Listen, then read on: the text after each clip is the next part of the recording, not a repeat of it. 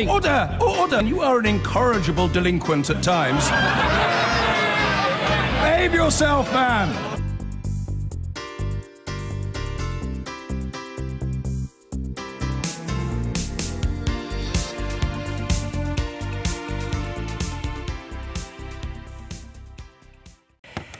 Some Conservative MPs are warning that Theresa May is one crisis away from being booted out of number 10.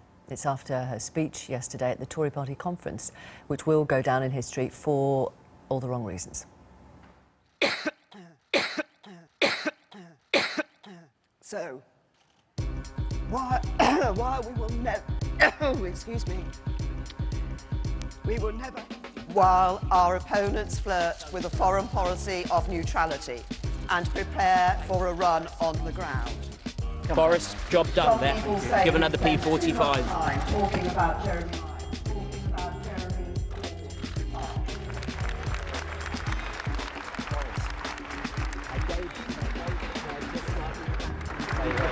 Good job.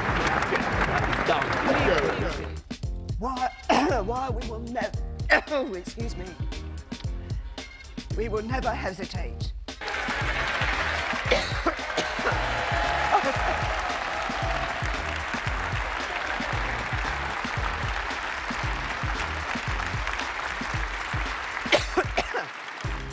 I hope you notice that, ladies and gentlemen, the Chancellor giving something away free. The innovators and entrepreneurs.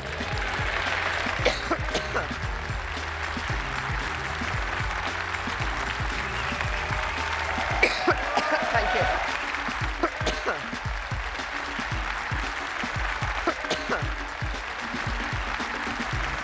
Modern Britain, in all its diversity, compassion and strength that was shared around the globe.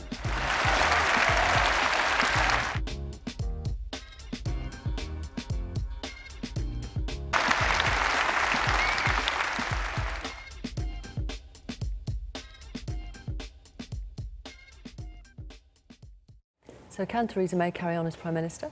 Let us know your own views this morning. Do get in touch in the usual ways. And we'll put some of you on air. Let's talk now to the Conservative MP, George Freeman, who heads Theresa May's policy board. Hello to you. Morning. Is it time for a Conservative leadership contest? Absolutely not. Look, politics is a brutal game, but losing your voice, getting heckled and having a set failure is not a reason to trigger a leadership debate. Personally, I was in the hall yesterday and there were a lot of doubts before the Prime Minister spoke, a lot of people wanting to hear some really important messages, and I think we heard them. There were three things yesterday. The party needed to hear us sorry, and we heard it, and I think people also saw something. The woman who has led this party apologising for that appalling campaign and doing the opposite to what she did during it. We heard a woman with humour, with wit, with warmth, a woman who showed her frailties and her personal vulnerabilities, a woman who is at the age of life where many would have put their feet up, with diabetes, battling through because she believes in public services and public service, and a woman revealing the core personal motive for that, the unhappiness of her childlessness, and she's driven by a need to put something back. So I think the human Theresa May. You say it's not a reason through. to trigger a leadership contest, but there are Conservative backbench MPs, we understand, who are considering asking Mrs May to resign. Well, that's not what I'm hearing at all. I'm hearing a party rallying around behind her, mainly though for this. What do you say to those colleagues of yours who are considering asking your boss to resign? What I've just said, this is absolutely not a basis for a leadership challenge. It wouldn't be in the interests of the country, of the government or of the Conservative Party, and for these two reasons. In that speech yesterday, it's been overshadowed, of course, by the events and the heckler, but in that speech yesterday we heard the message that so electrified the country and the party when the PM arrived last summer, her personal crusade to tackle social injustice, her absolute insistence to see Brexit through for the next generation who are feeling very alienated by it, and her commitment to tackle the grievances that we heard in the general election. This was a Prime Minister with humility, with humour, with commitment and passion, and I can tell you that in the Conservative Party, that hall yesterday rose to support and cheer her values. Now, I don't pretend that our opponents won't use some of the terrible optics of it to attack us. But my message to colleagues this morning is what we need to do is focus on sharpening up, smell the coffee from the Corbyn threat. The Cabinet needs to get a grip and debate the issues of the day in Cabinet, not in the media. And all of us in the Conservative Party need to redouble our effort to champion the social reform, the domestic reform, the compassionate Conservative cause that Brexit must not be a distraction from. Have you seen her since the speech? Only as she left yesterday, holding the hands of the man beside her, her husband, and in a spirit of humility, acknowledging that that had not been the speech that she had wanted to deliver. You know, I think many of us have sometimes heard people playing a musical instrument. In politics, our voice is our instrument. And when an instrument breaks, there's nothing she can do about it other than what she did, which was in a spirit of honesty, humility, decency, and incredible commitment to see it through. And I was in the hall yesterday, and I can tell you the atmosphere was electrifying. I'm not going to pretend the optics look good, but the core issue is this is a woman with an indefatigable commitment to this country and to public service. And for me, the key was she signalled that she's seeing this through to pass the baton on to a new generation, to tackle the feeling of generational alienation. That is what conservatism is all about. You know her well. How will she recover from yesterday? I know her well. I think she will, this weekend, be feeling as though, as she did after the election, that she's let the party and the country down. But my message to colleagues is there is no easy solution to tackling the challenge that we face. Brexit is divisive. It involves an incredibly complex set of negotiations, not just with Europe, but with the rest of the United Kingdom, with the country, with the Conservative Party in Parliament, with the House of Lords. This is one of the most challenging periods in British political history. There is nobody standing there who can do this any better than the Prime Minister. The challenge is all of our challenge, and it requires all of us to come together. If we don't, wake up and smell the coffee from the election result, grip the challenge, pursue Brexit, yes, but in a spirit of one nation domestic reform for the next generation. So this isn't a Brexit that alienates them. Then I fear Comrade Corbyn is waiting, and that is what I think all of my Conservative colleagues this morning will be thinking about. OK. Is Theresa May the kind of person who would walk away if she received a letter from a group of Conservative backbench MPs asking her to consider her position? Look, I haven't spoken to her about that, and I just don't think you know her well. I don't think it's happening. I don't think it's the issue, and I don't think that she will be persuaded by one or two colleagues. It would give us an insight into her character. You know, is she the sort of person that would just go on indefinitely? She's already said she wants to fight the next general election, irrespective of what her own people around her want her to do? No, not at all. She's made very clear when she spoke to the 1922 after the election, again in a spirit of humility and service, that she serves for the country and for the government and for the Conservative Party with our consent. And she also said, I will go on as long as you want me to those Conservative colleagues. So if she had a letter from a group of backbench MPs saying, your time is up, I'm really sorry, but your time is up, she'd walk away? Look, I'm sure if the Conservative Party asked her to go, she would, but I don't hear that happening this morning at all. And I think the Prime Minister has a very strong sense of commitment to duty, to public service, in the same way that Her Majesty the Queen puts public service at the heart of everything she does. The Prime Minister is driven by a very deep sense of public service to country. OK. You clearly said that discussions should be held in Cabinet, not in the media. Are you telling Boris Johnson now just to shut up? Well, I wouldn't put it like that. How would you put it? Not for me to tell the Foreign Secretary how to do his job. Look, Boris is Boris. He's a colourful character. I wouldn't have chosen the words he did, and I think he probably regrets them now. My point is really that on Brexit, there are very difficult negotiations to be done. Cabinet is the supreme body of government in this country, and in Cabinet, I'm not even a minister, let alone a Cabinet minister, in Cabinet, those conversations should go on. But in Cabinet, not in the newspapers. But he wants to be the next Prime Minister, so he's got to do it in the media. Look, I think a huge number of people in politics would love one day to be Prime Minister. That's not the point. He's not Prime Minister. He's the Foreign Secretary at a time of incredible tension, internationally, global insecurity, huge problems in the world. And I think people want to see Boris devote his substantial energy to tackling those problems. And I think the events of yesterday are a reminder to everybody that we need to come together, put public service first, in the spirit the Prime Minister showed, and lead this country and lead in the interests of the next generation who are judging us.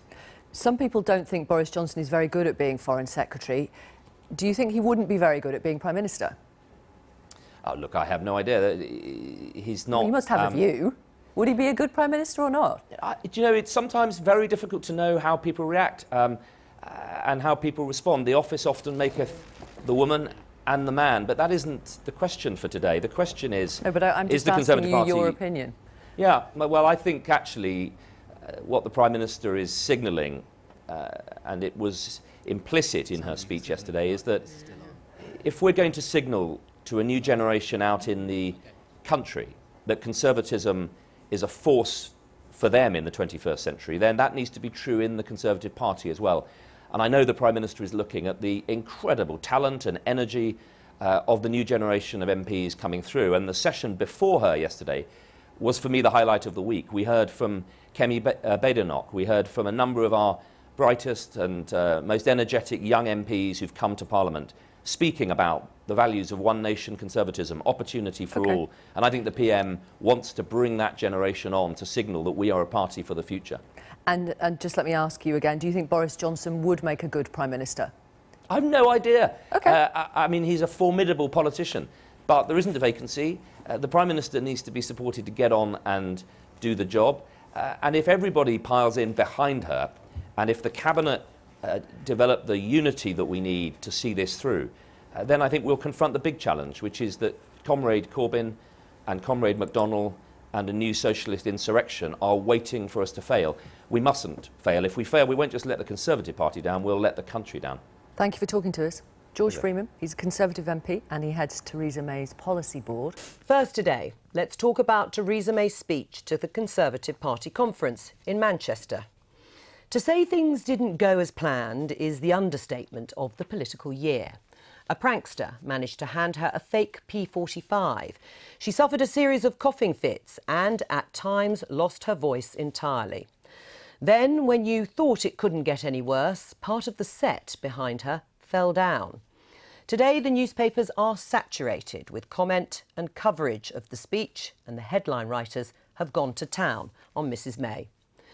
The Guardian headline is coughing and spluttering. May's British dream turns into a nightmare. The Sun goes with a picture of the falling lettering behind Mrs May and says, things can only get letter. The Telegraph's headline is Luckless May, centre stage in tragic farce. The Times goes with May on final warning after speech shambles. The Independent says carry on conference.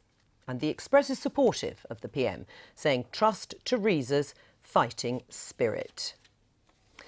Now, it's rumoured that groups of MPs are discussing whether to ask Theresa May to step aside as Prime Minister. Of course, that is being done in private. So what have her cabinet been saying? Are the PM stays numbered, Home Secretary? No, the Prime Minister will continue in her role to do an excellent job. And does she still have your full support? She has my full support. Foreign Secretary, is the Prime Minister going to resign? Good morning, Mr Davis. What did you think of Mrs May's speech? Very brave, very good speech. Is there a plot against her? I should think not.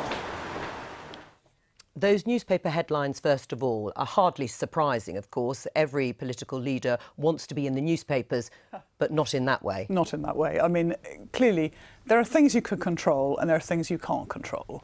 And the prankster, she did actually try to laugh him off. The set falling down was appalling, but it was not her fault.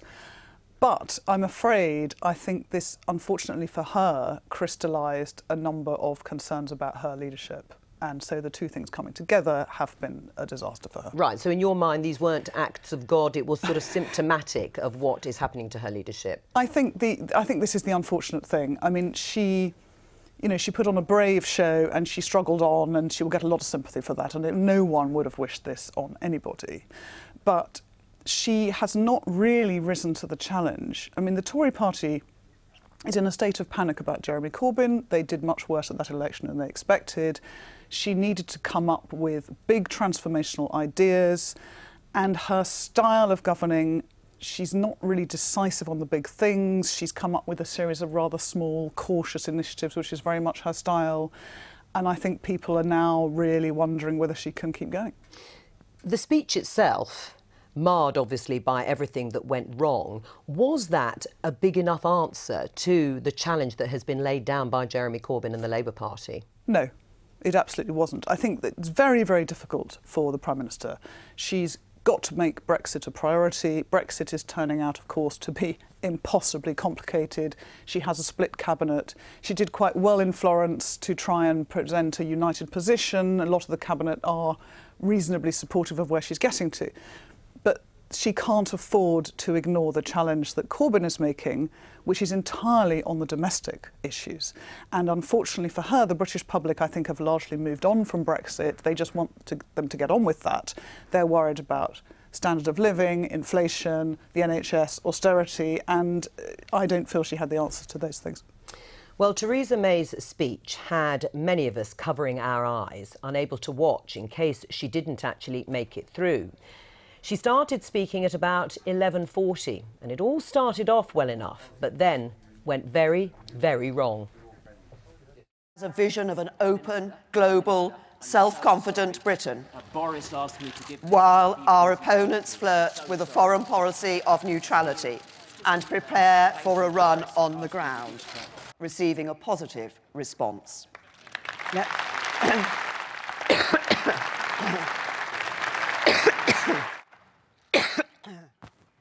So, why we will never, excuse me, we will never hesitate to act where businesses aren't operating as they should.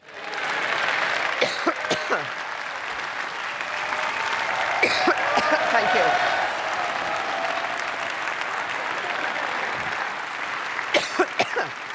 Passion and strength that was shared around the globe.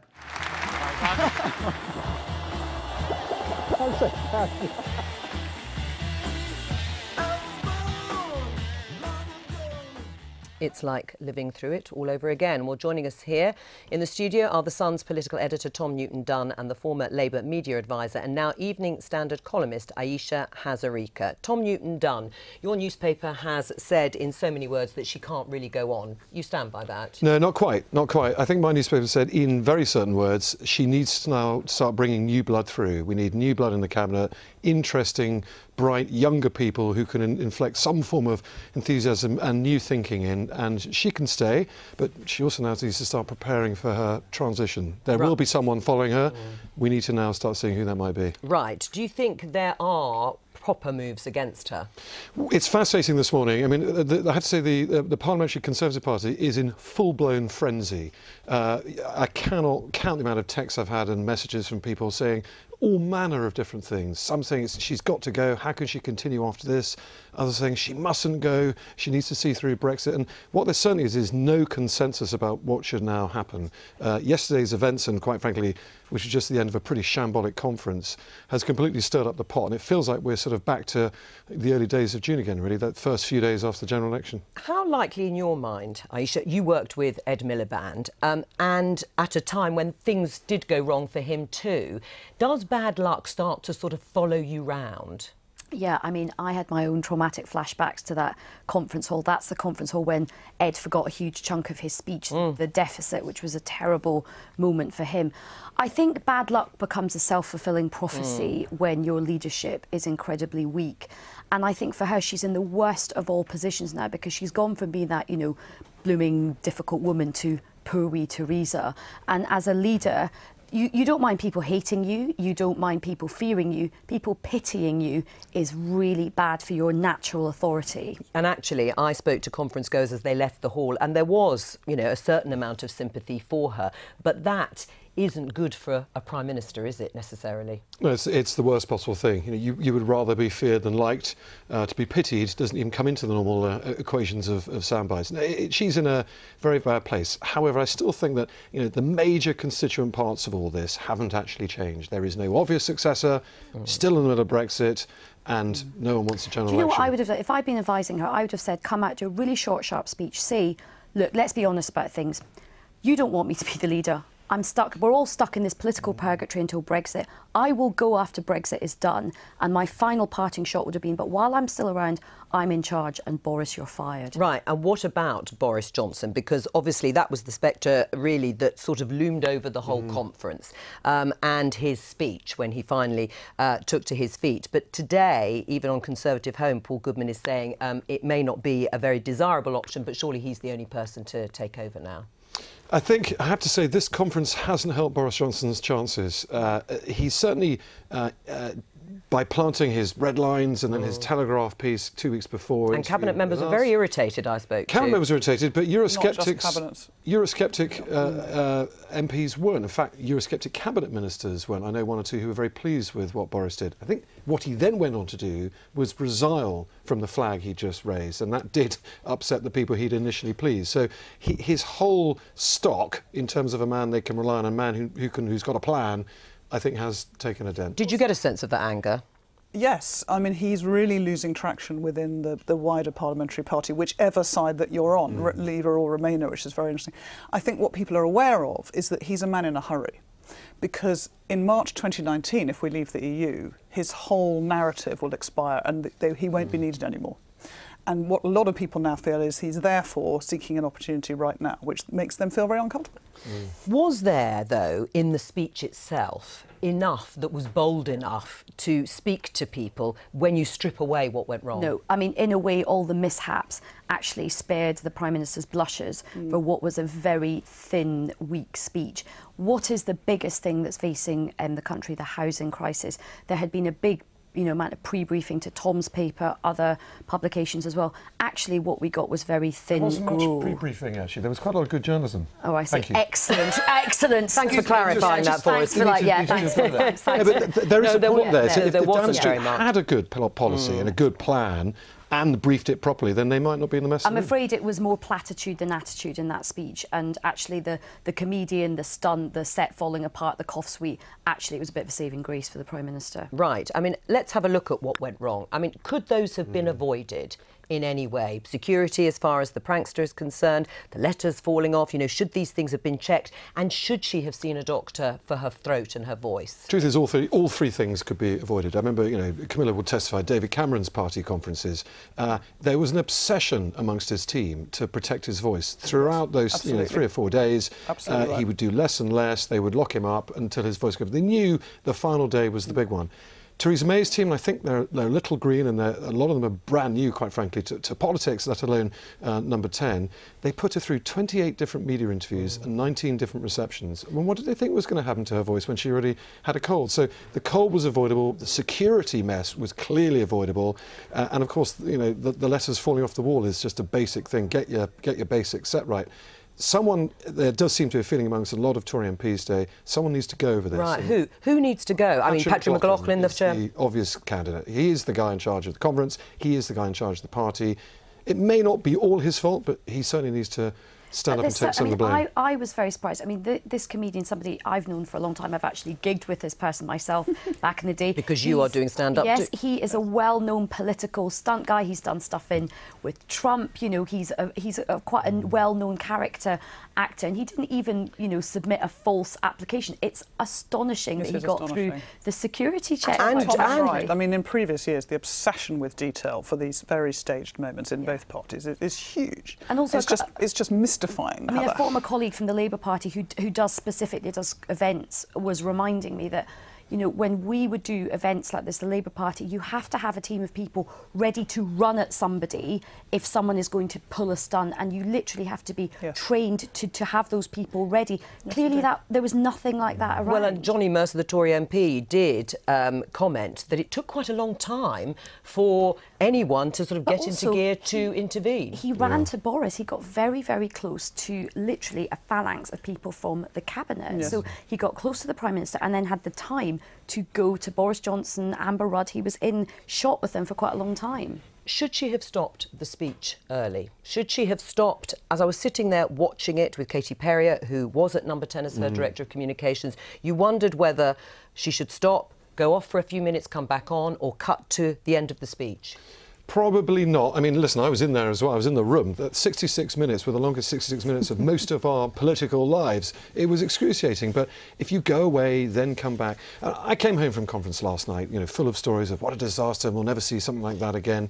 I spoke to my wife, who said, "Oh, funny enough, I've been out for dinner. I haven't seen any of this. What's the problem?" She looked up a few things on Twitter, a couple of clips, and I don't think we in the media, we obsess over presentation. This is our business. You had to watch the whole thing. I think that was the point. Exactly. If you watched all 66 minutes, which quite frankly probably about 2 voters in the entire country did, then it matters less. I mean, I think what will have got through to the public is poor Theresa May and all the disasters that happened, and I think that is an image that will stick with people. And on that, we must leave it. Thank you both very much. Back now to Theresa May's speech. Although the fiasco of the Prime Minister's speech that caught the attention, there were policy announcements. So amidst the interruptions, what was the content of Mrs May's speech?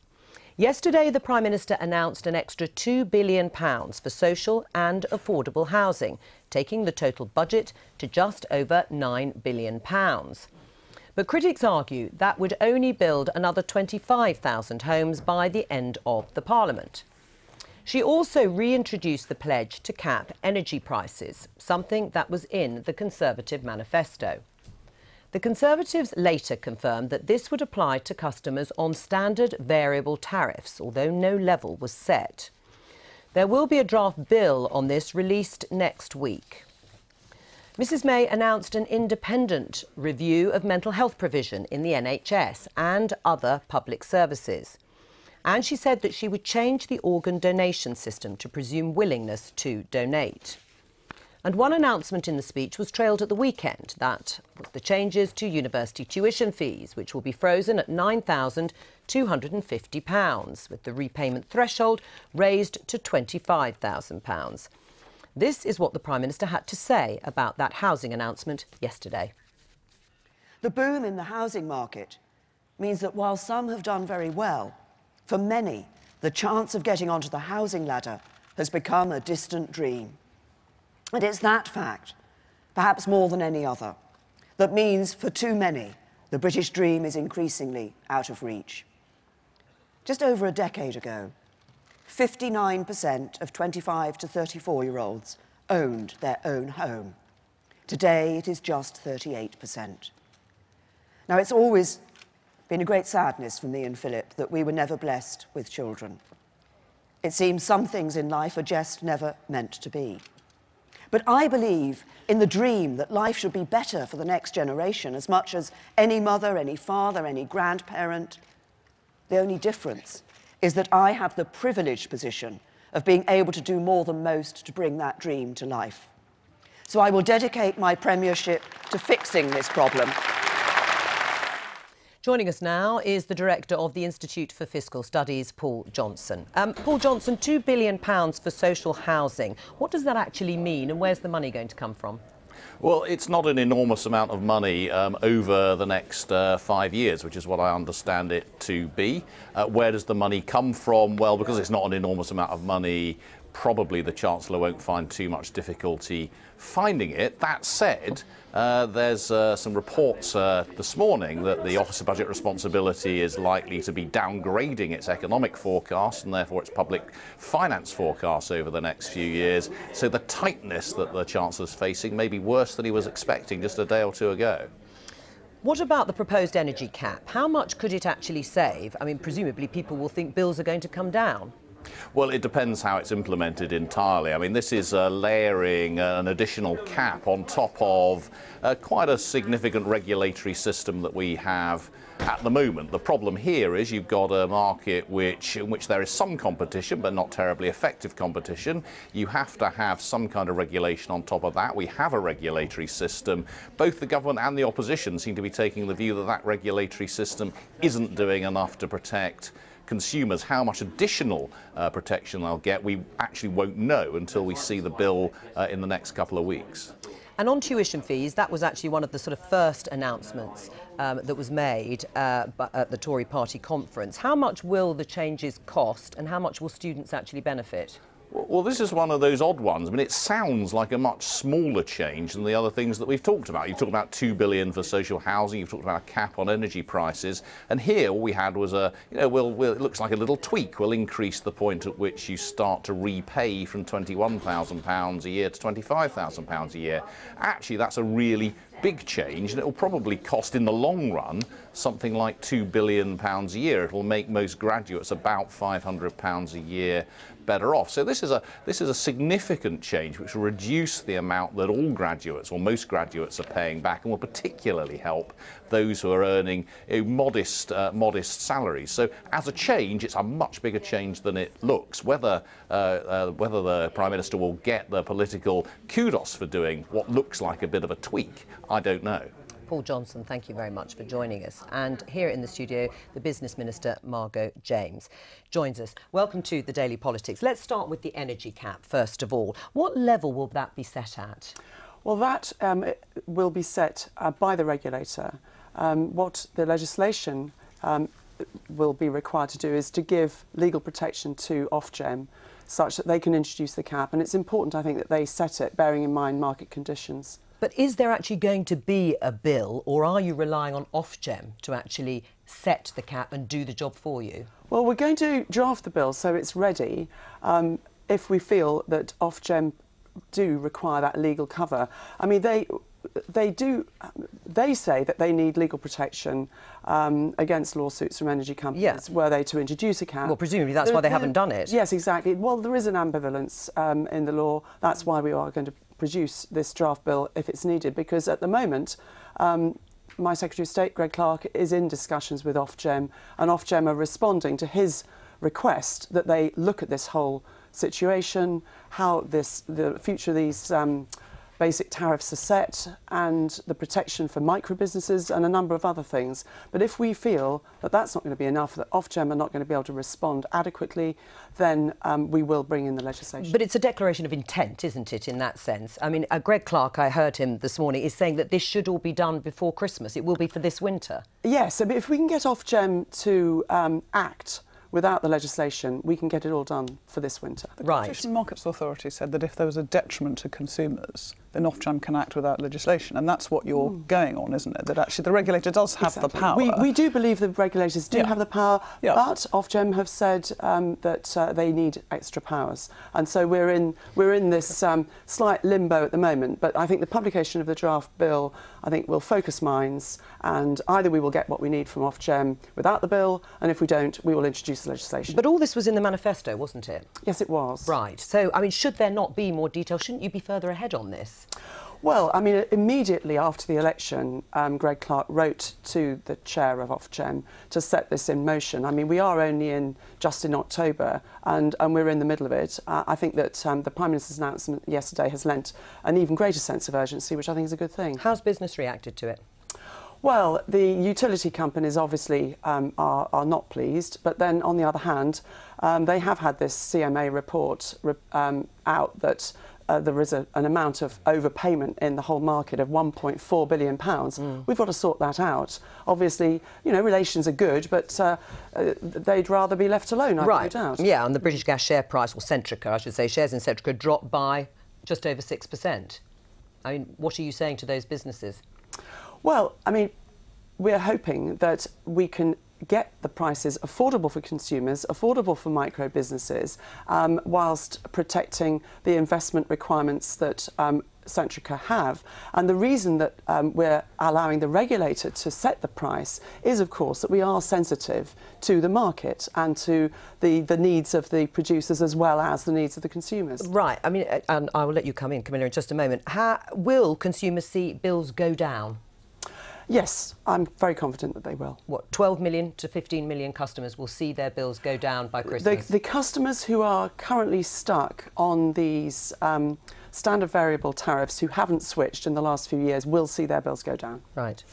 Can I just ask you, Margaret, the thing that drives you mad as a bill payer is that when the wholesale price falls, the energy companies just keep charging the same amount. So our bills don't go down. Is that going to change?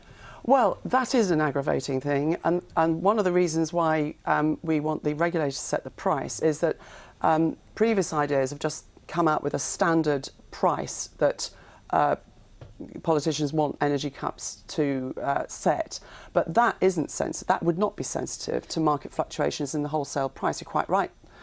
So that if we have it set more sensitively by Ofgem, we should remove that problem so that when wholesale prices reduce, the regulator can reduce the cap. Right, let's talk about housing. 25,000 extra homes, social and affordable homes. Do you accept that is hardly a big, bold offer in terms of a housing revolution? Well, I think it's going to see more social housing built. Well, that's clear. That's a good thing. Yeah. Because we've had a problem of not enough social housing for the last 2 or 3 decades. Well, only 6,800 homes were actually social housing were built last year. And as I say, over 5 years, what is that answering in terms of the housing crisis? Well, it's a very good start, and it's important that we don't see it in isolation. There are a lot of other things going on to boost housing. There's a housing white paper published earlier this year that is going to oblige local authorities to release more land. It is going to stop developers being able to bank that land. If they've got approval, they'll have to start building. There's a lot of problems in the housing market. It's not one solution fixing all, no, but this is a very welcome addition to what we're already doing. But we're talking about, and you yourselves have said, 250,000 homes that are needing to be built if there's going to be some sort of dealing with the housing crisis. And the new homes that have been built under your tenure have mostly been ones going for market rate, haven't they? There's been a lot of homes, but we've also released capital to secure more people being able to afford their own home to start with.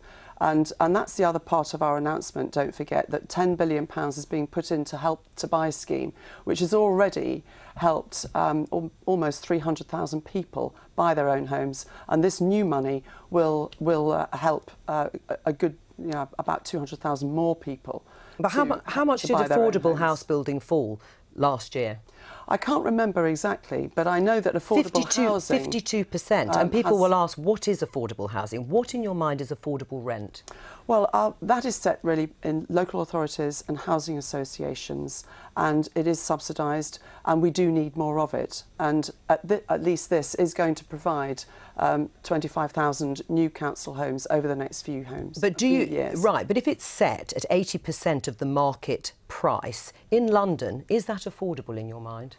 Well, in London, you have got the Help to Buy scheme as well. Sure. But I'm asking for the definition of what, for affordable rent. Is that affordable to have it still at 80% of the market price? Well, I think it depends whereabouts in London you're talking about. I think in some parts of London it will be affordable. Clearly in other parts of London it won't be. Right. I mean, what are you going to do about that? Because people will say it's still not affordable housing. Well, we'll have to work with London boroughs, with the Mayor of London, to maximise the amount of housing that comes out in London that is affordable. It is a very difficult problem that successive governments have tried to tackle. And this is a start at improving the situation, at least over the next few years. So why are we seeing the lowest rates of home ownership since the 1980s under a Tory government that has been in power for 7 years, when you've always boasted about being, the property owning democracy? Because house prices have gone up, there's been a shortage of housing, there's been a lot of international buying in our property market, which is something that the government can't control. It is a free market in the end. And as the Prime Minister said yesterday, we're now in a position where, house prices on average are far, I think she mentioned a factor of about 8 times average earnings, and that's not sustainable. Right, so the offerings that you have made this week, do you accept they are a pale imitation of what Jeremy Corbyn and Labour are setting forward, bearing in mind you are the ones that have had the levers of power for 7 years? Well, I think what our plans are doable and sustainable. I think his plan... And small? No, because as I said in the beginning, Jo, this isn't the only thing we're doing. There's this emphasis on councils having to release more land for housing, on developers, once they get the planning permission, having to build the housing. So there's a lot of other levers that we're pulling, as well as this commitment to Help to Buy and more council housing. But in the end, not enough houses have been built. No, they haven't. And as Margot says, this is a hugely complicated problem. But there are 2 things I think would be really worth looking at. I mean, you made the point about international buyers. Particularly in London, we have huge chunks of the housing market which are snapped up by people who don't live in them, who live overseas. Other countries have tackled this. It is not impossible to do something about that. And the problem is, we build more stuff and it simply goes to the Hong Kong market, which is insane. The other issue that you mentioned is that big developers don't like to build out quickly because they make a hell of a lot more money by slowly dribbling houses onto the market. And I know you have, I mean, there's some good things that are going on to try and force them to build out. But don't we also need to encourage more of the middle-sized developers to come in? Because this is almost a monopoly of a few companies that actually control the market. That's a very good point, and we are looking to do that. I co-hosted a roundtable with developers, medium-sized developers and financiers, with actually Gavin Barwell, who's now Prime Minister's Chief of Staff, when he was Housing Minister. And there's no doubt we can do, through the government's industrial strategy, we can do a lot to promote the interests of those medium-sized developers. A lot of the time they need help with submitting the sort of business plans that banks and finance houses need. At the moment, around the country, the standard isn't high enough, and we can help that. All right. So there's other, as Camilla quite rightly says, there's other things that we can do, predominantly through the industrial strategy. Let's talk about Theresa May's leadership. How did you feel at the end of that speech? Well, I felt inspired. I think the coverage has been pretty vicious over things that were clearly beyond the Prime Minister's control in all three respects.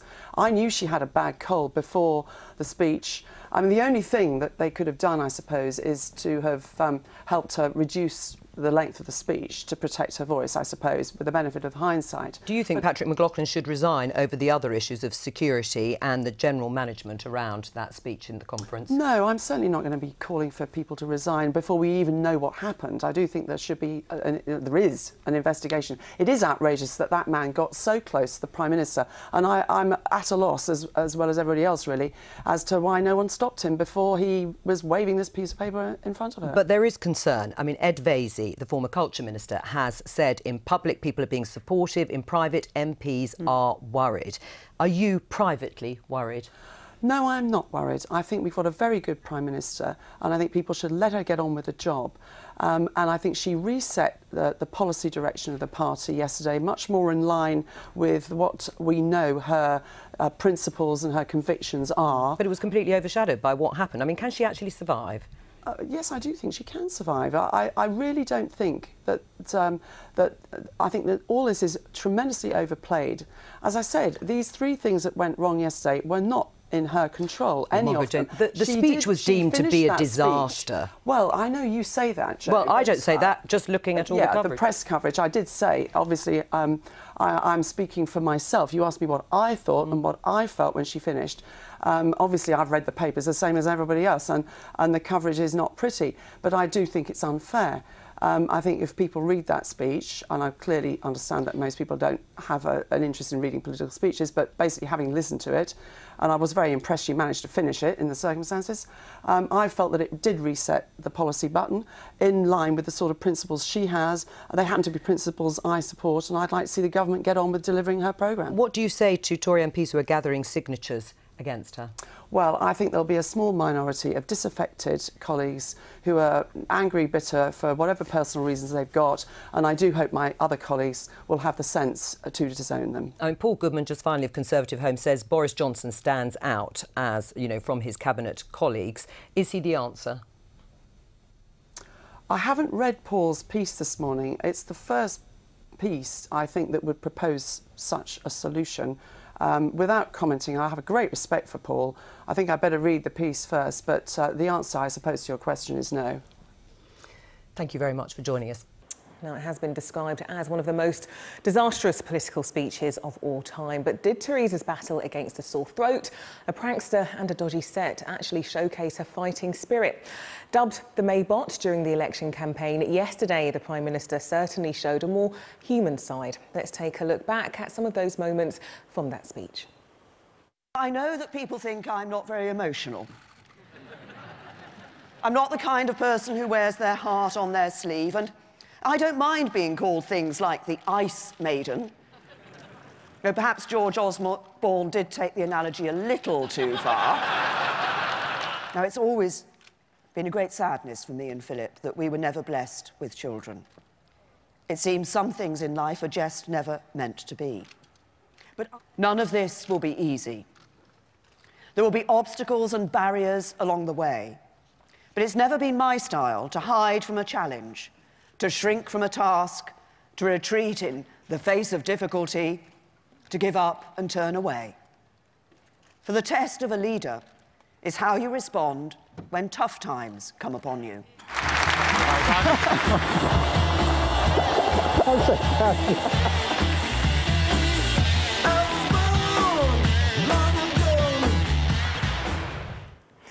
OK, well, joining me now from New York is Rosa Prince. Now, she's written a biography on Theresa May. And Rosa, thanks so much for joining us this afternoon. And if Theresa May wanted to look more human, mission accomplished. Yes, unfortunately, very human indeed. I mean, that kind of thing can happen to everyone, but it's not the sort of thing we really want from our Prime Minister. I think we want to feel like our leaders are utterly infallible and superhuman. So we might like her a bit more today, but I'm afraid we probably don't respect her anymore. Now, as her biographer and from your point of view, from what you know of her, how do you think she would react to yesterday's speech? What would you think she'd be saying to her advisers, to her husband? Well, I think her face said it all as she came off the stage, didn't it? She's not a fool. She knows that it's an utter disaster.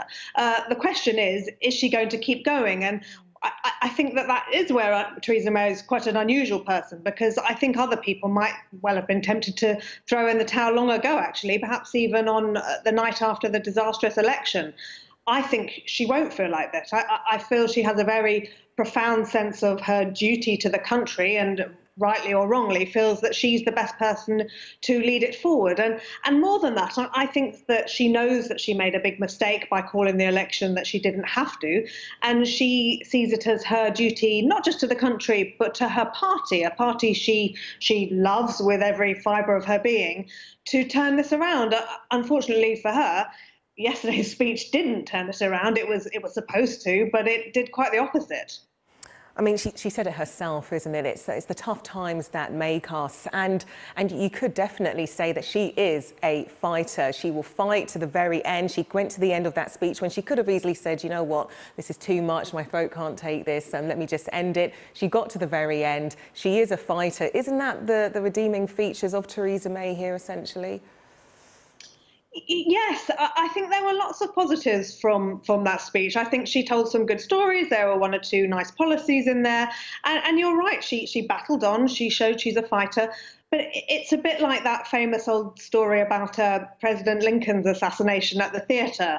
Someone's meant to have said to his wife, other than that, Mrs. Lincoln, what did you think of the play? I mean, unfortunately, of course, there were very many strengths displayed by Theresa May, but it was completely overshadowed by the one thing that is really going to dog her, and that's that she's become an unlucky Prime Minister. We've had them before. We had John Major, we had Gordon Brown, someone who they just can't seem to catch a break. And she's kind of got this aura around her now of failure. I'm sorry to put it so starkly, but no matter what, I think she's going to struggle to recover. There have been some calls. Ed Vaizey, former Culture Secretary, he is calling for her to step down as Prime Minister. Do you think she'll last? I think the thing about the Conservative Party, and it's been this way for the last 10 or 20 years or even more, is that they are utterly divided over Europe. And that means that they just cannot get together to get a candidate to unify around to replace her. And as long as that's the case, they're all kind of marching halfway up the hill and marching down again, because they take steps to think about toppling her, and then they realise that if they do that, might be a contest which would be very messy, and the person from the opposite camp might get in. So I actually think that the reason she hasn't been toppled so far, because there's no clear person they can unite around, will continue to be the case going forward. And as wounded as she is, she's like that Monty Python sketch where the knight sort of has every part of his body chopped off but still keeps going. As wounded as she is, I think they're stuck with her. So you think she's going to see this as butter scratch, essentially? You think she could push through? Yes, I think so. I think I think it'll hurt her. I think she'll feel the pain of it, but she'll keep going. And I actually think she'll probably continue there for another couple of years till the Brexit process, or the first stage of the Brexit process is completed. And perhaps by then, one of the younger members of the party may come through. I think that's probably their only hope for the next election, because there's certainly no one in this cabinet who people unify around. So yes, I think wounded, she limps on. Do you think she could maybe turn this around? She could actually push herself forward as a new human Theresa May, because she's always so scared about going off script. She did it yesterday, and you know what? Actually, she did a very good job. You could even argue that the best jokes she gave yesterday were the ones that she made off script. She did, and I don't know if you saw as well, she did quite a funny tweet. She used social media to tweet out a picture of her script for her speech next to some cough sweets, and said a little joke, said cough in the tweet. And yeah, I think that was a great first step. I kind of think it's too little too late, though, unfortunately. I think she had a wonderful chance in her speech to try to turn things around, because things were pretty bad before it. I mean, she had the insurrection of Boris Johnson. She still hadn't really recovered from the election she shouldn't have called. And this speech was going to be her moment where it all turned around.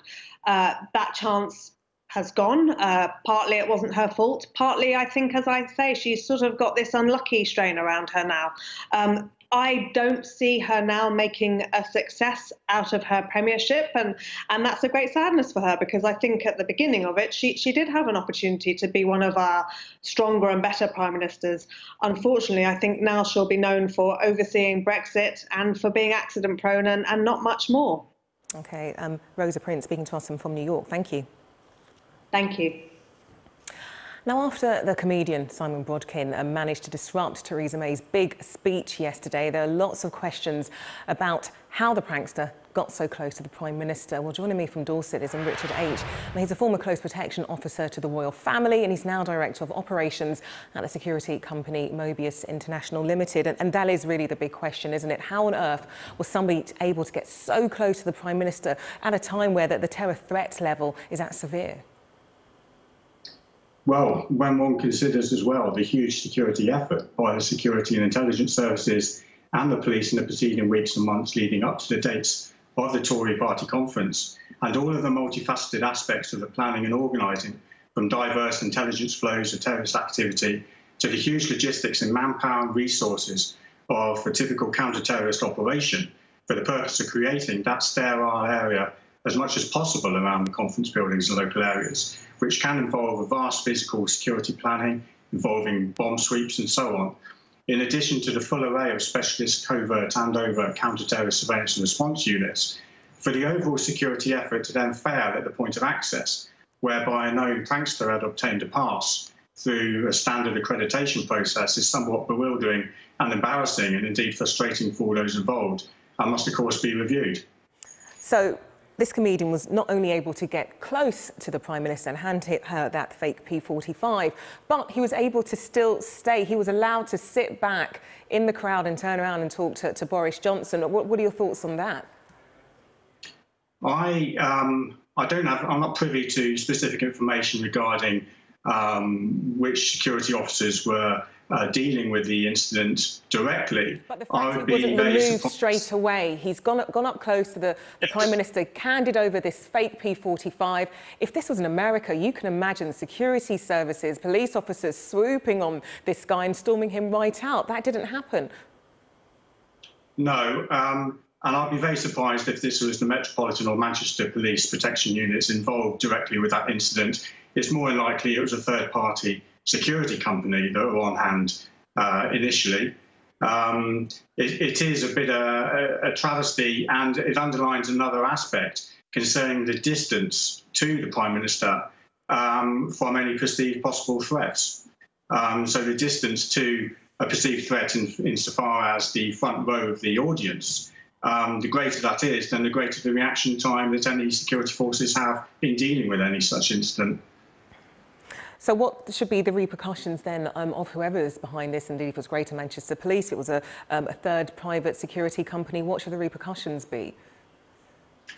Well, I mean, Manchester Police, the Chief Constable has already said that they will be reviewing the accreditation process for someone to use his real name in the standard vetting procedure to get a pass, to actually pay the £700 for the two-day delegate pass without any attempt to hide his name or identity in any form is quite shocking.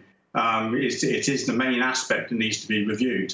But further than this, I think the actual construction of the stage itself, where the audience were surrounding the stage, left and right of it, as well as in front of it, I think that should also be another aspect to be reviewed as well. What about Theresa May's handling as well? I mean, was it right for her to even take whatever she was handed? It turned out to be a fake P45, but should she have taken this piece? There could have been anything on it. Well, this incident was put on her as a bit of a surprise, and it was a piece of paper at the end of the day, and which highlights another aspect to the general security. An overreaction is just as bad as any underreaction or no reaction at all. To take a piece of paper in itself is not a severe security issue, but it does highlight the aspect, could it have been acid, could it have been a firearm or a knife, and the distance involved to that first line of the audience must be reviewed, of course. Now, there are airport-style security procedures in place, so baggage, conveyor belt and person search and so on. And one would like to believe that that would negate any chances of such items being brought in. But that's not to say that the embarrassment to her, as well as everything else, is a detriment to the image of the Prime Minister as a whole. And things must be reviewed as a result. And just really quickly, would you want us to be going towards that sort of American-style, heavy-handed security when it comes to protecting our Prime Minister and other politicians very quickly? No, of course not. The British approach to close protection is very much different to the heavy-handed approach that the US style adopts. We generally approach everything in a very covert way, very discreetly, to enhance the image of the person that we protect. OK. Richard H., security expert, really good talking to you. I'm afraid you're going to have to leave it there. Thanks very much. After Theresa May's ordeal of a conference speech yesterday, senior Conservatives have urged the party to focus on the threat from Labour, despite swirling rumours about the Prime Minister's future. It's thought a group of MPs are discussing whether to ask her to stand down rather than mount a direct challenge. Here's our political correspondent, Ben Wright. It was an ordeal to deliver and difficult to watch. A prankster, a cough and a disintegrating set derailed Theresa May's keynote speech to the Tory party conference. She looked vulnerable and exposed, but battled on. And just as they did yesterday, her cabinet has rallied round. Is there a plot against her? I should think not. Should think not, the Brexit secretary snapped. You should still have your full support. She has my full support. Thank you. There was already heightened tension in the Tory party after the snap election that destroyed the Conservatives' Commons majority.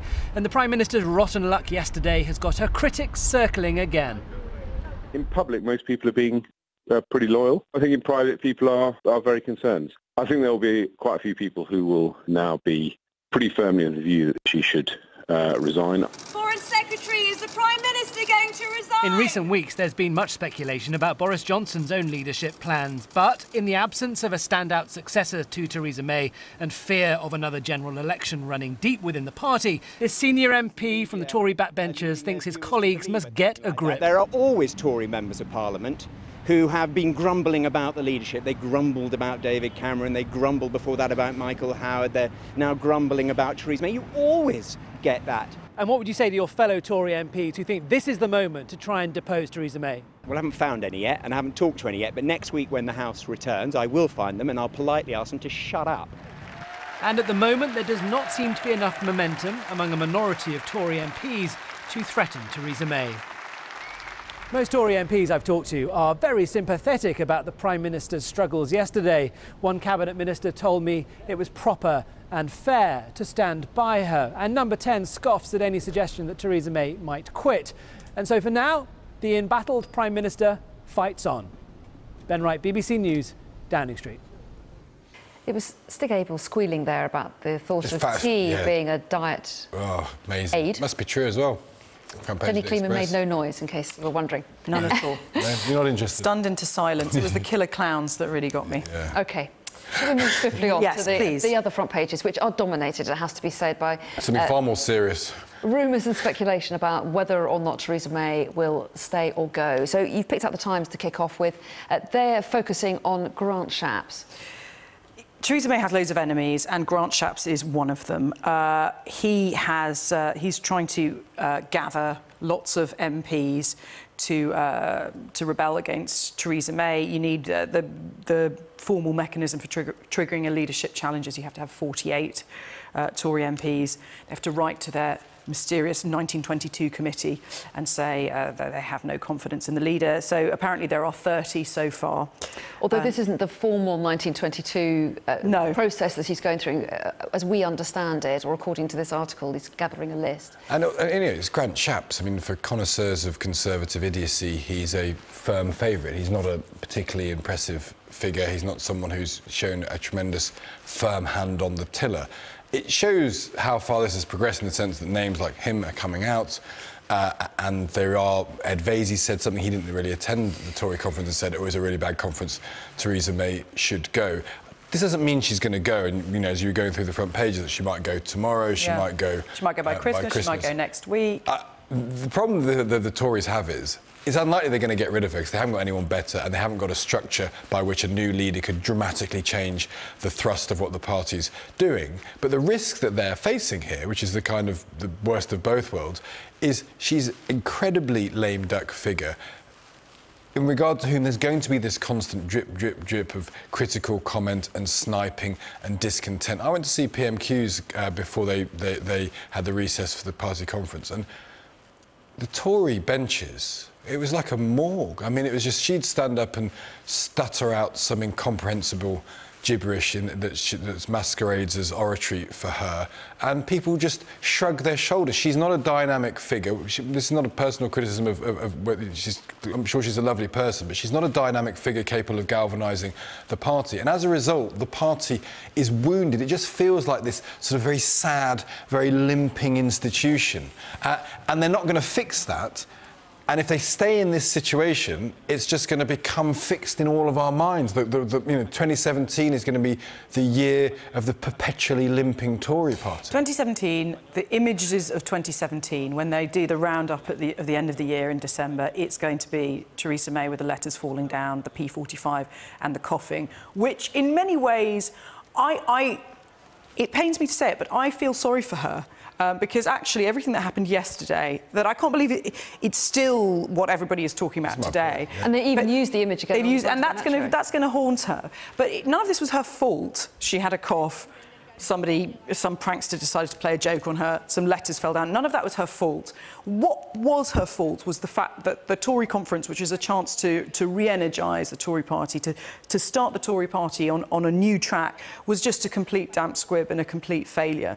That is her fault, and that's why all of this is happening. But it is coupled with a particular kind of imagery that's just going to last and last. And when people talk about how far she has fallen from being the Prime Minister that everybody believed in, that safe pair of hands last year that everybody was desperate for, the person who, when she called the election, had the highest approval ratings ever, to this, it is just remarkable. Well, yes, and yet the papers are obviously talking to those rebellious MPs who want to see her go. But is it not possible that there are plenty of people in the public who would have seen that speech and just thought, poor woman had a cough, why are you making so much of it? Yeah. She had made a few policy announcements that we quite like, this idea of the organ donation. There was nothing new in that speech. And just feel that the press are being unfair. No, but I think you're right to say that if people think about Theresa May's conference speech, which they won't, even amid this flurry of coverage, people outside Westminster won't spend an awful lot of their emotional effort thinking about Theresa May's speech at all. That isn't the issue. The issue that she's got is one of lack of ideas.